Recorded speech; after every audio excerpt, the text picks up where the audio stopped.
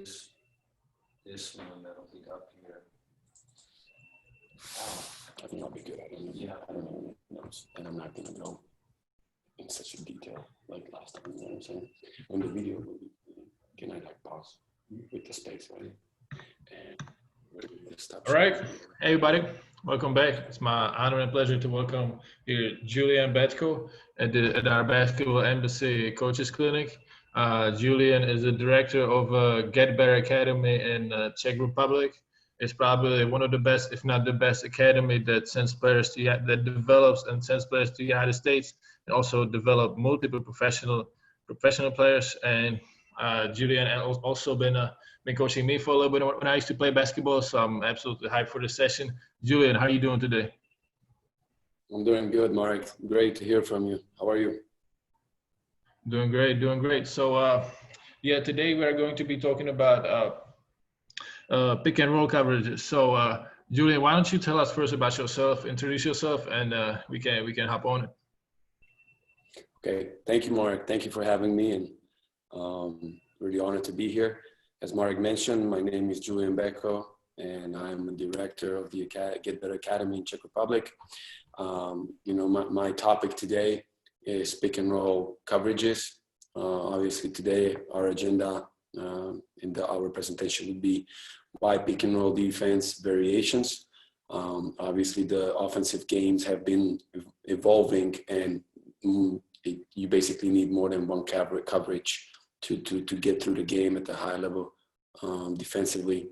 Obviously, I would like to get through the pick and roll defense fundamentals, as I think that coaches should look at this, that pick and roll fundamentals change from levels, and I want to make sure that some of the fundamentals should be taught at all levels, and we'll go through them.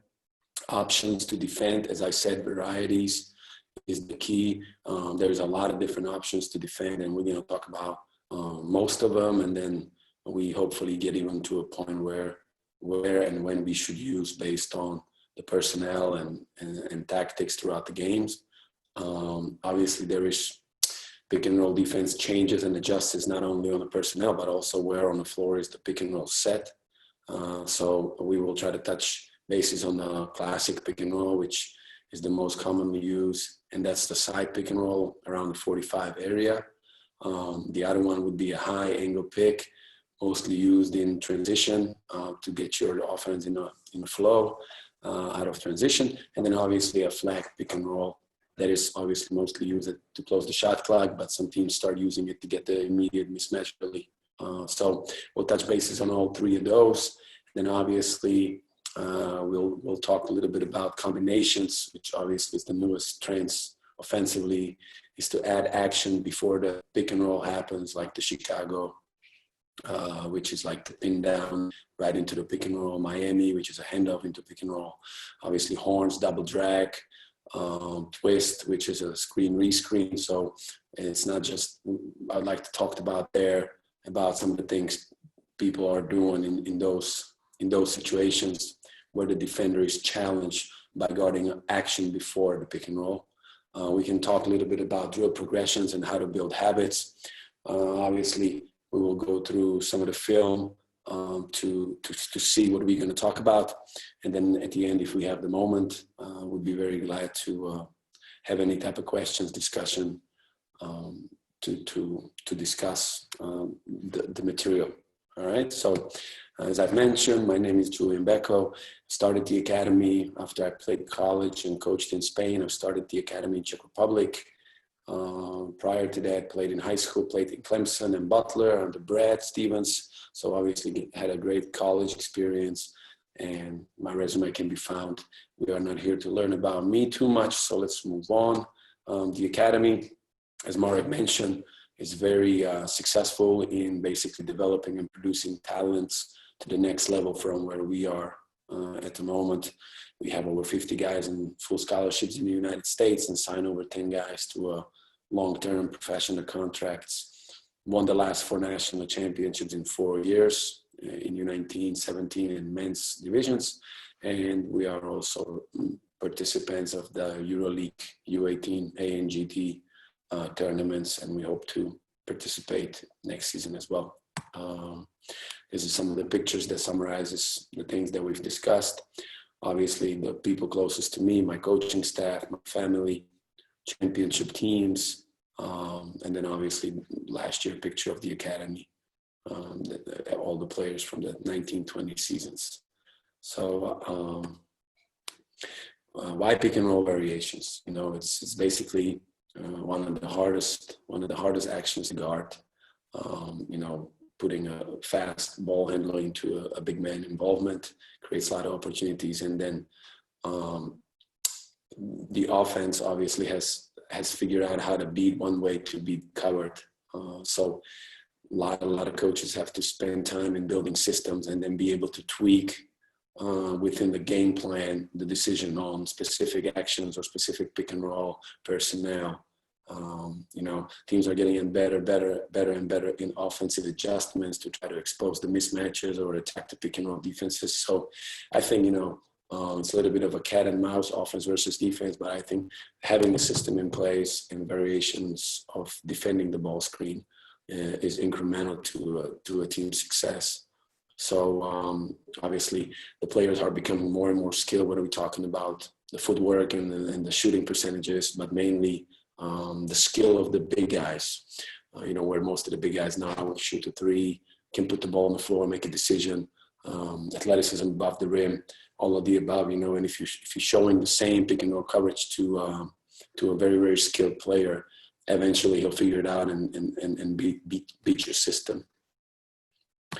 So, you know, pick and roll fundamentals, obviously, as any type of defensive action, I strongly believe that number one is guard the ball.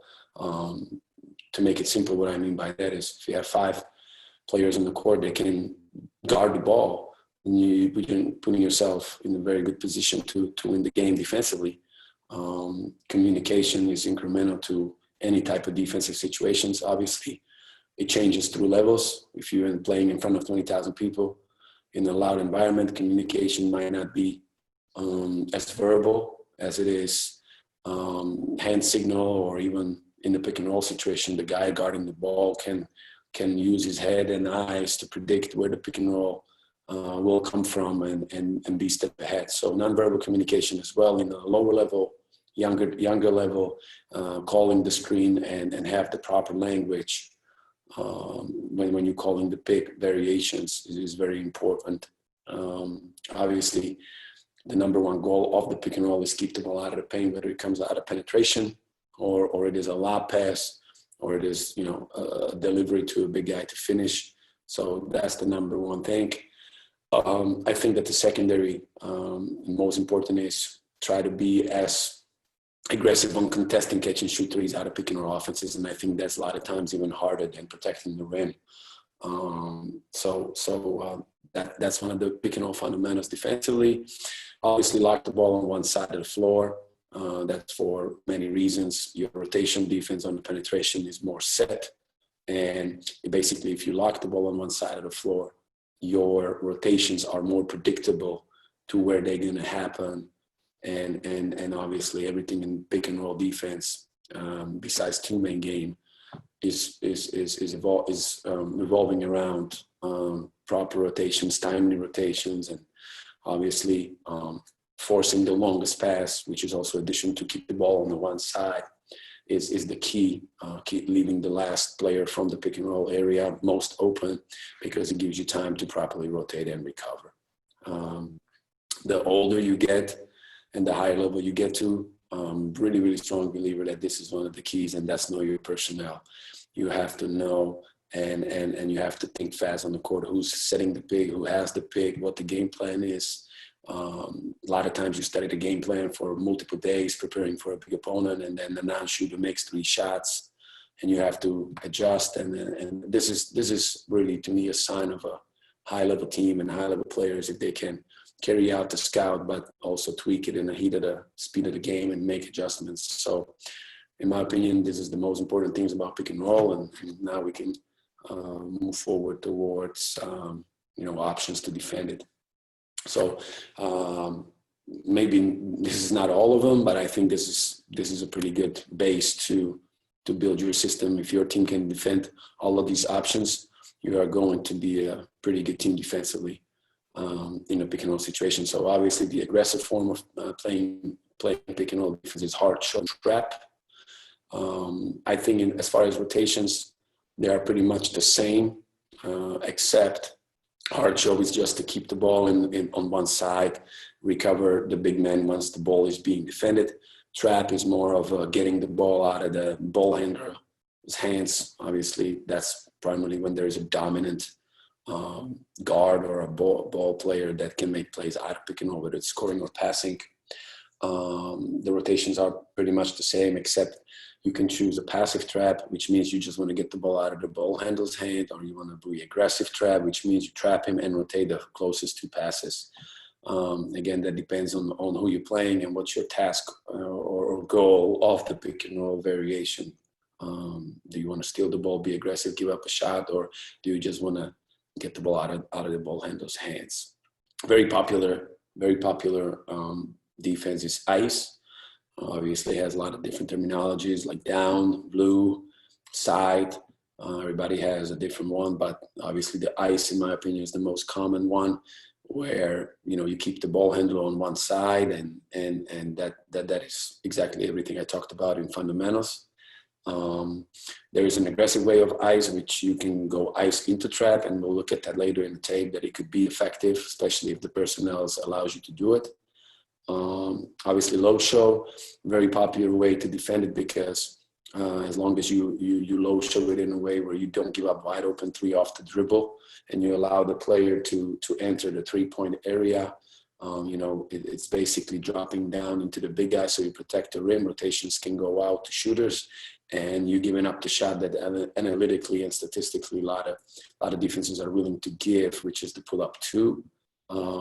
Quick show, also very wisely used, especially in the EuroLeague level, because this is a way to defend it and stay match up to your guys with a short time, the rotations that don't go full.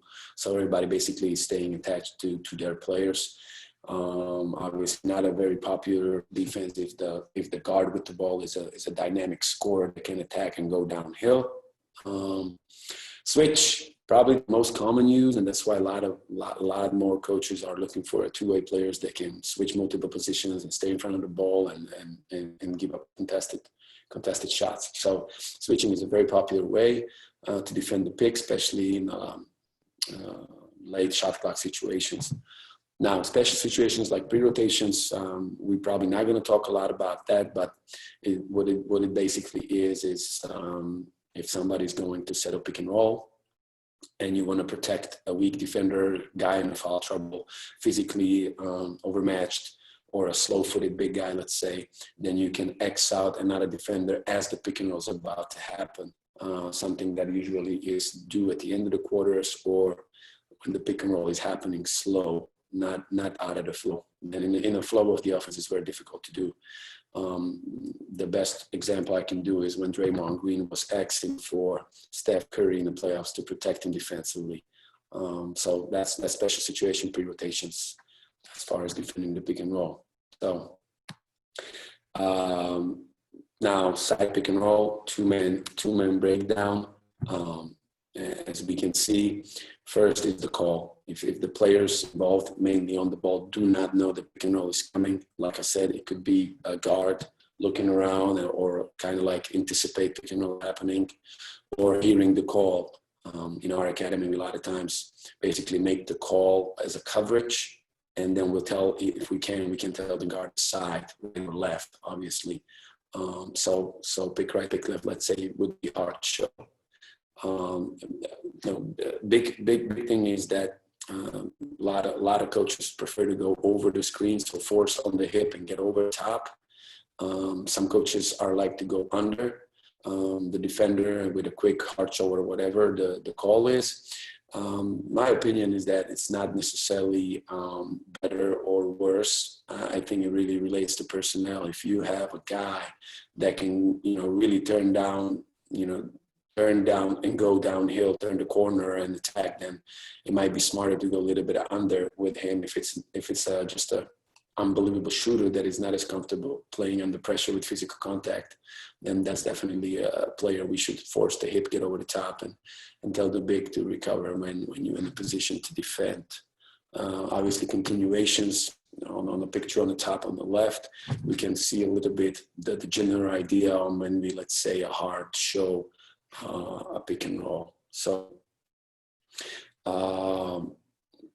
in this situation, X4 is in the position to shrink on the penetration. 5 is hard showing. 1 is trying to get through and recover. On the picture below, there is obviously 2 options. We hard show the pick, keep the ball on one side. If the 5-man rolls, X2 has to really great job at meeting him early, so it's not an easy pass to a clear mismatch. So in the case that he X's, he pops the pick, which now obviously 5 around 0 is commonly used where centers pop the picks. You have to be Xing on the point of the pass. The better the shooter, the earlier you X. And then the X3 is what we call the 5th defender. If the player is good enough with the ball to make this skip pass to either a 2 or a 3, then that is your pass. X3 has to take the first one. X2 on the flight of the ball has to recover to the other guy that did not receive the pass, so either 2 or 3. And that is the time that X5 has to either sprint to the rim if there was a roll, or recover to the top guy in the right corner. Best methods, I think that throughout this presentation, we will talk about that there is not a best method. It changes. I'm sorry, can we move that down? Yeah. Because I apologize. Yeah, perfect. Thank you. I apologize. So best methods, there is no such a thing. I think it changes to game, personnel to personnel, even quarter to quarter to some degree. So you have to really build your system, and then the more your players are able to do as far as pick and roll variations, the better positions you're going to be in to make adjustments as the game plan or game itself moves on. Okay, so apologize, my presentation got frozen. Okay, thank you. All right, so angle pick and roll, as I already mentioned, very important. Teams a lot of times use it out of transition, where defense is not set. Shooters are spacing the floor in the corners or 45s. Let's say a lot of teams use to put the other big man in a room on the opposite side and play out of the situation in a pick and roll. In my opinion, very difficult pick and roll action because there's a lot of space, and quick guards can use their speed to get down the line and get a paint touch decision. So this is a very good way to use a pick and roll. The way we practice this, or the way to drill this, is a 3-man breakdown, where obviously on the picture we have all 5 players, but you would just have the X5 and X1 and have one of the wings fill the corner and just practice defensive variations. In my opinion, it's almost impossible to have this hard show if the player changes, the point guard changes the pace and the angle. It's almost impossible to hard show it. You would have to have incredibly agile and capable big man defender. So I think that the most commonly used is low show, and give up the shot we discussed in the low show, or possibly a switch. On the low show, obviously, this is the pick and roll that I would go under the defender and just catch up and recover. If it's a switch, obviously continuation is always important. If you're going to be isolated on a 5, you have to gap in and shrink it off of X2. If they're going to overpower you, there's multiple ways you can approach this. You can either protect the little guy by fronting and take the lob away, or you can X him out before the ball arrives. That's the continuation I already discussed. And it's important to have that in place. This is what we do when this happens, and this is the continuation when this happens. It's also incremental to successful pick and roll defense. Again, it's just my experience and what I think that is the best to cover the spread pick and roll, which is the angle. I'm discussing, but you know, on the picture below, you can see that how the rotations work in the case the point guard comes off and get to the sweet area, the sweet spots on top on the or the nail, you know. And what is really hard to show, and we'll get to that in a video, is the timing of the movement. Obviously, this is just a graph, but when the one starts with the dribble, you know, X3 has to be a lot more attached to the 3 because that's a ball side shooter, which a lot of people will raise up. And X2 has to be more in the paint. And then as he's coming off that pick and roll, we all have to be adjusting as the ball is moved from side to side. I think that's really crucial concept to teach, especially in the developmental age. And you know, the best defensive teams at the pro levels have really 5 guys capable of doing this on the court. Okay, I've discussed briefly a flat pick and roll, very often used to close the shot clock or give the best player space to operate on top of the key. There is obviously a lot of different ways to guard it, but I'm not a big fan of low show, hard show, or even trap, especially if the 5 that sets it can a quick roll or short roll to a nail, then you're giving up a wide open shot at some point. So I think to give up a contested shot off the dribble is the best thing we can do here. So one of the ways to do that is what we call the wall. On the picture up top, you see it. As soon as the flat comes, X1 would drop to the level of the screen, and X5 would be on the left side of the screen. However, this is under assumption that the player is right-handed driver, because we want to navigate. If he has to attack the big, he has to go to the weak hand. If it would be a lefty driver, X1 would drop to the other side. Also, one thing too, especially at the NBA level, that would be considered is the gravity shot. If the point guard is capable to, you know, like Damian Lillard or Steph Curry, pull deep, then you cannot drop all the way to the level of the screen, but more like a force. So to me, that's a very good way to defend the flat. However, if you decide to ice this and have a contingency how to rotate out of this, that could also work. But again, it goes back to what can 5 do. If the 5 is a quick pop, then icing would be very dangerous to give up a shot in the middle of the court. So again, best methods. I like the wall. If it's a dominant player, it could be icing, could be trapping, but again, this really depends on the coach's strategy and the personnel. Cannot say it enough, and that's why when we talked about it at the beginning, I said it's pretty much the most important thing to understand who's the offensive threat, what is going on throughout the game, and what is your goal in pick and roll defense. What do you want to give up, either in the position or possession or over the course of the game. So combinations, as I've mentioned, it could be rescreens, it could be pin down, it could be handoff before the pick, it could be double pick. This is very challenging, and that's why when you're drilling your pick and roll defense, obviously the 2-man, 3-man breakdown is very important. In 2-man, you're more working on body positioning, play college, shifts, getting repetitions in, getting over, active hands to deflect passes after pickup. Like you're just building those 2-man principles and fundamentals. Now, as you're building it up to a 3-man game, that's where you're practicing that adjustments of your position as the ball is moving, whether it's on the pass or dribble. And then when you build it up to 4 and 5 and 5, that's where you're getting the whole team synchronized and proper rotations and timing and helping on the move. When the ball moves, a lot of times ball side defender on a skip becomes 5th. Defender has to protect the rotations towards the rim. That's where you're doing your build up on 5, 4 on 5, 5 on 5 practice. So what we have here is like a classic pistol pin down Chicago into a dribble handoff. Very difficult actions to guard. What we demonstrated on this graph is obviously a quick show, which I think would be a good variation to stop this action. Obviously, the best one would be to switch. It's just again, it depends if the big man is a dominant force, power-wise or athletic-wise.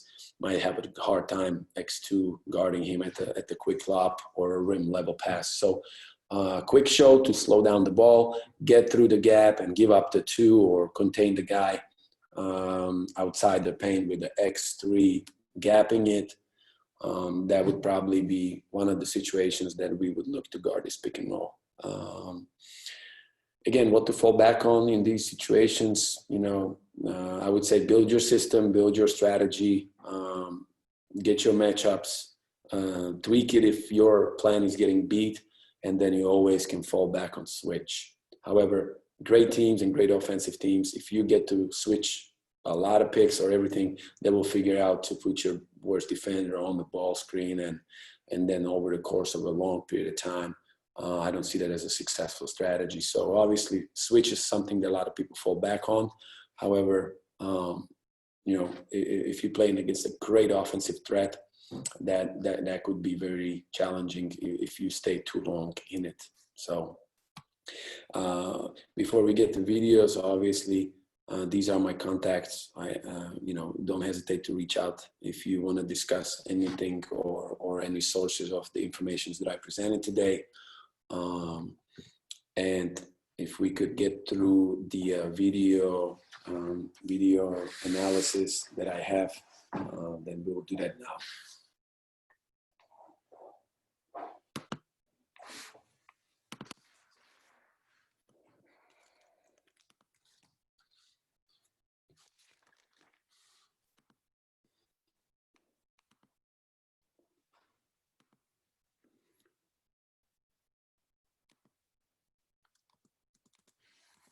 Okay, so first, actually the first defense is trap out of the ice. Like I said, it's very aggressive and very effective defense, especially if the 5 is a non-shooting threat. So we can look at his Hansbrough was not known as a great shooter. They just stunt at him and let him take a late contest shot. So pretty good tactic, pretty good defense. Here, the second play, this is ice to fully recover back to your guys, containing the ball outside of paint. So they go to ice here. They make him pick up. Weak side defense was there to bump it. Another rotation on the dribble penetration. So very good job. Next, this is rotation. I don't think it's perfectly done, but it does show a good ice. I would just say that on an ice, it's very important. And a lot of teams make this not as good, or especially in the youth level where they try to do ices, they give the guard too much space. Then it's really easy to snake it or attack the big with a dribble move. So I would just make the note that on the ice, it's very important the call is made early or the recognition is made early. And the guard is really opening his legs and being physical, pushing the hip of the ball handler. Another thing that's very important is that once the player did not make a quick decision, whether it's a pass or attack, you've got to get back in the position to defend so the bigs can recover.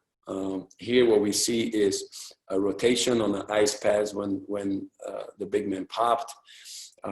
Actually, what Chicago is doing, they rotated out of the cutter, and I think that was not by design. The proper common rotation would be that the number 31 would X to the big guy if he can shoot. If he cannot, it's a stunt and recovery. If he can, you rotate, and then the guy guarding the 0 would take number 15 on the white team, and the guy that actually decided to rotate here, he would take the big man number 0. Okay, so let's look at the situation again. It is a rotation, but I don't think it was properly done. And that's the misconfusion you guys see there. Okay, this is a trapping. Miami Heat, one of the best trapping teams we've seen historically in the NBA. There's actually 2 different traps happening, and I like a lot of things about shifts as the ball is moving, active hands to deflect passes, which is incremental in trapping defense, and they do get a turnover out of this position. So let's look at this. Good trap. Recover. I would like Ray Allen to be maybe both feet in the paint, especially if the passer is looking to quick reverse it, so we can help number 40 recover to the big man. But maybe he had a great shooter on, so he's a little bit too far tied to his man Continuation, next pick and roll, they low showed it because it was at a quick reversal. And now another pick and roll is coming. Another trap, pretty good zone up, okay? So we can tell that 3 guys were in a pretty good position to guard 4. So great job on the trap zone. And next one is trap rotation. So here, pretty long possession. Here's what I say. This is an easier way to guard a trap. As I've mentioned during the presentation, if the ball is a little bit stationary before pick and roll happens, your tactic and execution of trap or hard shot will be a lot easier. If the guy is getting the ball on the move, yeah, it is really difficult because you can give up a split on a great quick guards, or you can give up a hedge foul. There's a lot of threats if the pick and roll is happening on the move to be hard shown. So he just attacks the big here downhill, but they funnel the ball until he picks up the dribble, and this is a great rotation on the pass. Yeah, so great defense. Next one, this is what this clip I would just put here. Obviously, Jan Vesely in the EuroLeague is one of the most disruptive, athletic player that can do a lot of different things off of pick and roll, whether it's a switch, whether it's a hard show, quick show.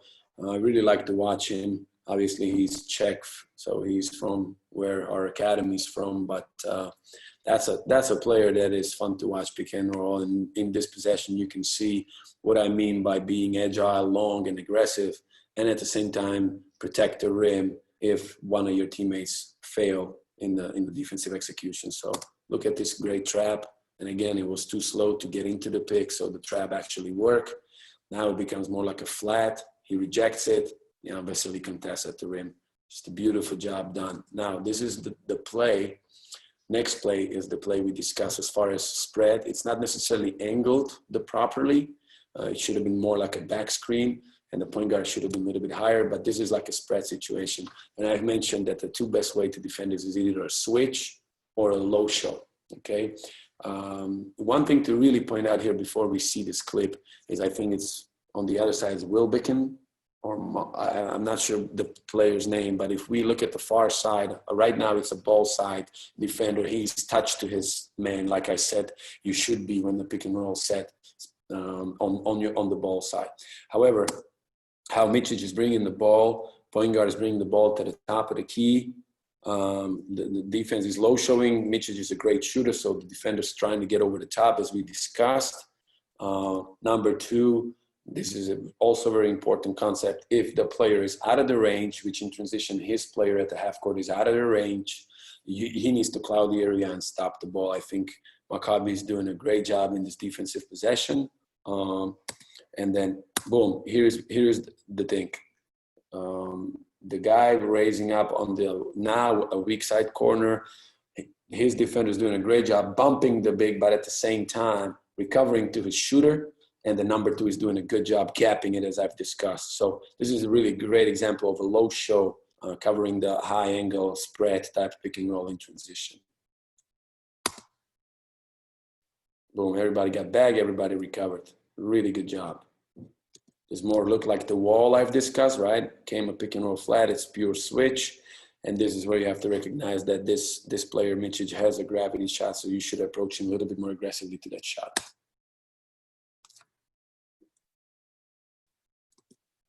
Okay, next pick, we were talking about switching is very common way to defend, but you have to have the personnel to do it. As I've mentioned, Jan Vesely is one of the best in the EuroLeague to do it, uses his length and athleticism. One key point is that a lot of people switch and they are, sinking off, staying passive, and that's not good because a great player will immediately read where to attack, where is the space, make a move, or even play, in the NBA, play the boomerang play, kick it, get it back, pick up the speed and get a deep paint touch. So if we switching, I do like the aggression to be as a factor, to put pressure on the ball, so you buy time for the defense to be set on anything that's coming after. And Jan Vesely, as I said, is doing a great job here.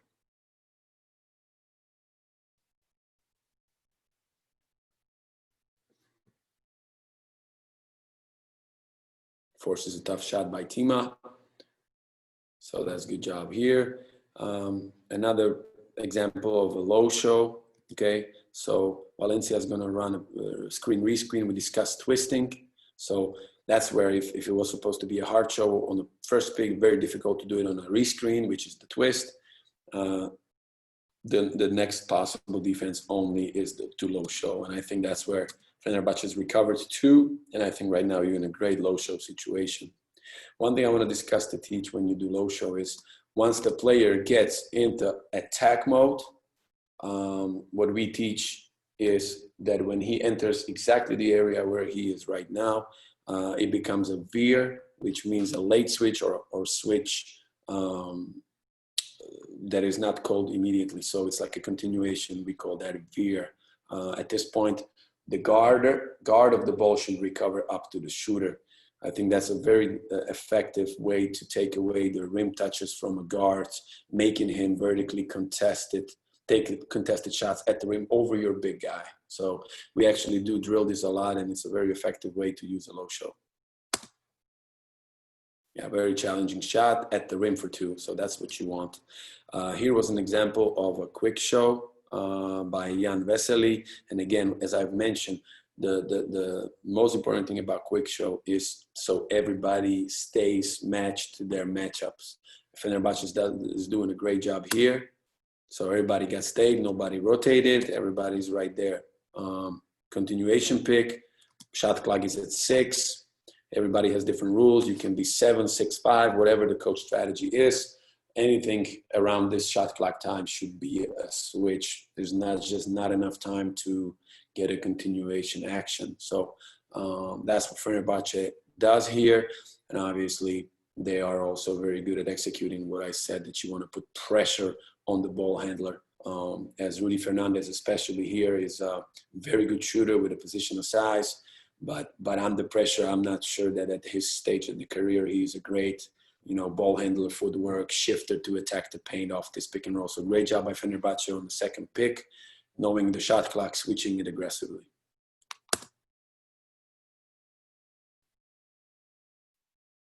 Forcing a low percentage shot. So actually the last clip here is what we discussed as a combination clips. Olympiacos is going to run this pin down into a handoff, into a rescreen, and I really like how Fenerbahce is defending this as far as being physical, being trailing, everybody in the proper positions, and then at the end of the day, Diacolo is doing a great job at getting over the top to Spanoulis, who is a phenomenal shooter, and everybody off this quick show that we'll see at the end recovers and fulfills the goal of that possession, which means stay attached to your personnel and give up a contested shot.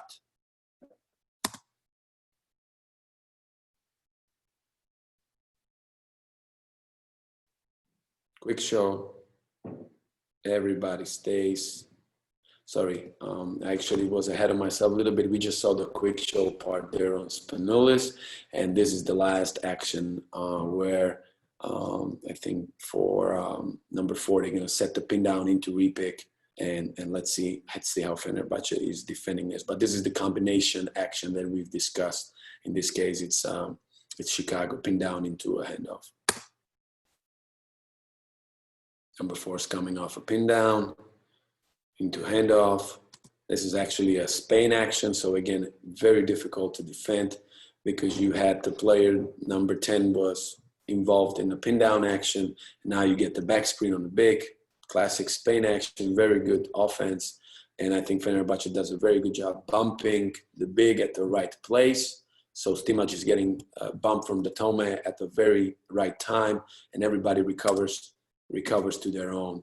Another thing here, I think it's I think it's left. I don't know. Yeah, the low left side defender should be giving a little bump, because at the moment there is a lob opportunity, which is what they want. I would rather skip the long pass. I think 21 should raise up a little bit higher here for an easier catch and shoot. But defensively, Fenerbahce is doing a pretty good job in being in the right place. Pressure on the catch, 8 seconds coming. So there's probably going to be a pick and roll. Yes. And here is the wall I've talked about. We saw Datoma has dropped. So I'm assuming this guy is a right-handed driver that has the ball, forcing him into the big, into his weak hand. So that was the drop, and then recovery, because guy is looking like he's thinking about gravity shot. Now he made a counter, and now they are in trouble. I think it's a pretty good look. 3 seconds to go. So that was pretty much, try to touch bases on every single situation. There is so much to talk about how to build your strategy and how to build your system and different play calls defensively. But we only have a certain amount of time to share our knowledge. So if it would be possible and there is any questions that have been asked, I'm very excited to answer them, and appreciate you guys listening my presentation. Hopefully you like the content. If you need to discuss or would like to get this content, just you can just contact me, and my info and contact is in the presentation. So thank you for your attention. Can you hear me? Yeah, coach. So first question will be, why do you think there are differences in the how people use the ball screen coverage on different levels? Let's say NBA is like more specific to using the ice, while let's say college they like to hedge a lot. What do you think is the reason for that? Like, and how does it show on the skill level?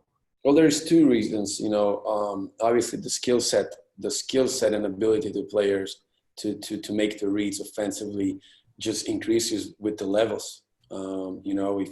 If you ice a 14, 15, 16-year-old players, they're going to have a hard time figure out, because they haven't been put in the positions to get a pattern recognition on what the next play and what they should be doing. Obviously in the NBA, the players are so good, and they've been through the situation so many times that their reaction time and the skill set to create a shot or attack the mismatches at such a high level that you cannot just continuously guard one way. Ice is very popular in the NBA because, NBA obviously statistically and analytically figure out that your best chance to score the ball is to either have a clear look at the rim or shoot a three. And I think ice is to some degree preventing both of these. So on the ice, at least, that's what Celtics are trying to do, is they baiting you to get inside the 3-point range, and then they just try to recover back to their personnel.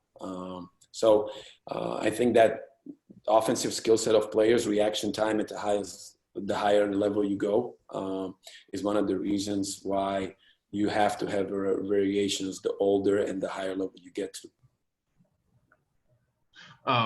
Okay, next question. Let's say you're developing young players, let's say ages 15 to 19. What type of ball screen coverage would you try to utilize for them to actually learn the proper defense? Well, 15 to 19, that the answer a little bit more. It's not that easy, because I think player at the age of 15, he should just, at least that's my opinion. Obviously, some people play pick and roll since the kids, start playing. But I think that until the age 14, 15, the player should just really develop his basic skill set of dribble, pass, and shoot. Make a decision on drawing two bodies and being able to finish. Now, as the pick and roll comes and becomes part of the development, which is probably right around 15, 16, I don't think we can overwhelm kids with, 8, 9, or even 10 different pick and roll coverages. So here is what you have to think. What is the newest trend at the high level of basketball? I think that if you are developing player, you've got to teach him what is the next level about, so that's, I would get that knowledge on the table. And when you create your system and culture within your place, whether it's a youth or 18, 19, what the player has to know when he leaves us. or what the player has to know when he gets to the next level, whether it's college or a pro team within the structure of the organization. And then you really make the emphasis to have that player ability to defend that pick and roll. So at the age 15, 16, I would probably just pick an aggressive way to defend, which is a trap or hard show. I would probably implement ice because that's obviously the most commonly used. And then probably the switch. But again, a lot of times at the youth level, switching will be a lot more effective than hard showing or maybe icing. But we cannot just be obsessed with winning at that age, but more devoted to teaching and moving the player forward towards his higher level goals. Awesome. What type of ball screen coverage is the best when you are playing with two bigs? Right. Non-athletic bigs. Right. Definitely not switch because they get exposed to give up a paint touch. So I do like the ice because again, it has all the advantages that, has all the advantages of keeping the ball on one side, allowing the rotation time to be longer. And then I would probably say the second would be a low show. Because again, you can be with your high if I'm assuming if they're not very athletic and agile, they at least have the position of size. Otherwise they probably would not play at any decent level. So if they have a position of size, let's say they are 7-footers, not a great athlete, then you have to use the arm length and really work with those guys on being able to drop their feet as the penetrations happens to vertically contest. So my opinion, probably those two I would do a lot. But again, they would have to be incredible offensive players to have them on the court consistently together. Awesome. Coach, I just really want to say I appreciate you for coming. It's great having you, and I appreciate you, taking your time to, get the presentation ready and talk to all of us and help us to get better as coaches especially during these times, And I just wanted to wish you good luck with your next season, and hope all goes well for you. Thank you, Mark, very much. It was a privilege to be here. Again, if anybody needs anything, I'll be available. Good luck to everybody and take care. Awesome, Coach. Thank you so much. Stay safe.